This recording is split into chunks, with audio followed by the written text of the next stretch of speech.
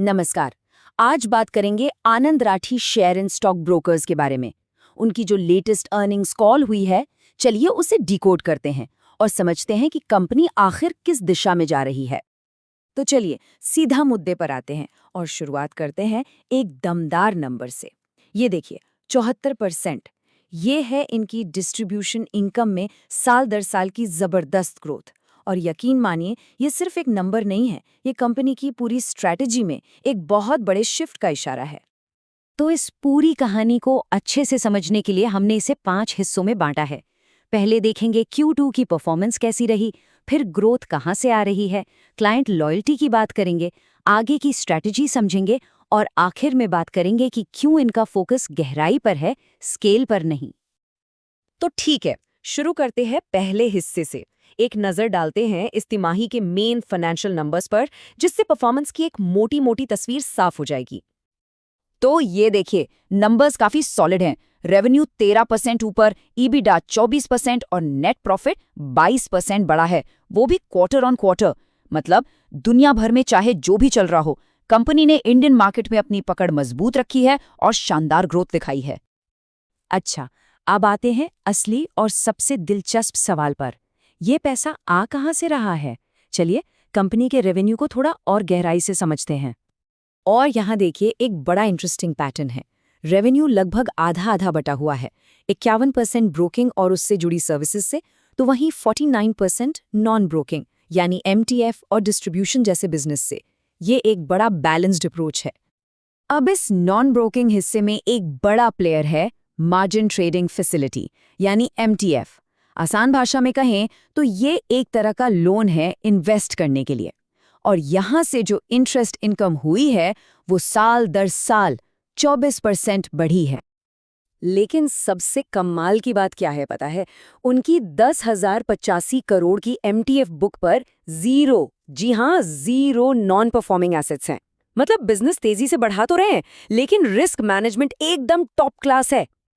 तो ये तो हुई नंबर्स की बात, लेकिन आनंद राठी की कहानी सिर्फ इन आंकड़ों में नहीं है। उनकी असली ताकत है उनके क्लाइंट्स। चलिए अब जरा उनके कस्टमर बेस को समझते हैं। सोचिए, उनके 57% एक्टिव क्लाइंट्स वो हैं जो 3 साल से ज्यादा समय से कंपनी के साथ जुड़े हुए हैं। और ये तो कुछ भी नहीं, करीब 43% क्लाइंट्स तो 5 साल से भी ज्यादा पुराने हैं। इसे कहते हैं कस्टमर स्टिकीनेस, मतलब ग्राहक जल्दी छोड़कर नहीं जाते। और एक और जरूरी बात, उनके लगभग 84% क्लाइंट्स 30 साल से ज्यादा उम्र के हैं। ये वो डेमोग्राफिक है जिसके पास इन्वेस्ट करने के लिए ज्यादा पैसा होता है, ज्यादा सरप्लस होता है। तो जब आपके पास ऐसे पुराने, वफादार और ज्यादा इन्वेस्ट करने वाले क्लाइंट्स हो, तो नतीजा क्या होता है? नतीजा ये है कि इंडस्ट्री में उनका एवरेज रेवेन्यू पर क्लाइंट यानी ARPC सबसे ज्यादा में से एक है। ये पूरी की पूरी स्ट्रैटेजी का ही नतीजा है। तो फाउंडेशन तो बहुत मजबूत दिख रहा है। अब देखते हैं कि इस मजबूत नींव पर वो आगे क्या बनाने की सोच रहे हैं। क्या है उनका फ्यूचर प्लान? उनका टारगेट एकदम क्रिस्टल क्लियर है। अभी जो रेवेन्यू मिक्स लगभग 51-49 का है, उसे 2027 तक परफेक्ट 50-50 पर लाना है। मतलब ब्रोकिंग और नॉन ब्रोकिंग बिजनेस से बराबर की कमाई। और इस टारगेट तक पहुंचने का रोड मैप भी तैयार है। पहला, अपनी MTF बुक को मार्च 2026 तक करीब 1500 करोड़ तक ले जाना है। दूसरा, डिस्ट्रीब्यूशन AUM को 9500 करोड़ तक पहुंचाना है। और तीसरा, एक नए इंश्योरेंस ब्रोकिंग बिजनेस में भी कदम रखना है। अब यहाँ एक बड़ा सवाल उठता है, इस इंडस्ट्री में इतने बड़े बड़े डिस्काउंट ब्रोकर्स हैं, इतने बड़े प्लेयर्स हैं, तो आनंद राठी जैसी कंपनी उनसे कम्पीट कैसे करती है? इसका जवाब ही इनकी पूरी फिलॉसफी को समझाता है। तो अर्निंग्स कॉल में मैनेजमेंट से यही सवाल पूछा गया कि भाई बड़े प्लेयर्स के सामने आप अपना मार्केट शेयर कैसे बढ़ाएंगे? और उनका जवाब सुनने लायक था। उन्होंने साफ कहा, हम मार्केट शेयर बढ़ाने की रेस में हैं ही नहीं। हमारा फोकस इस बात पर है कि जो कस्टमर हमारे पास आ चुका है, हम उसके साथ अपने रिश्ते को कैसे और गहरा करें, उसके वॉलेट का ज्यादा से ज्यादा हिस्सा कैसे हासिल करें। तो इसका मतलब क्या हुआ? मतलब साफ है, आनंद राठी एक स्टेबल, हाई मार्जिन वाला बिजनेस बना रहा है।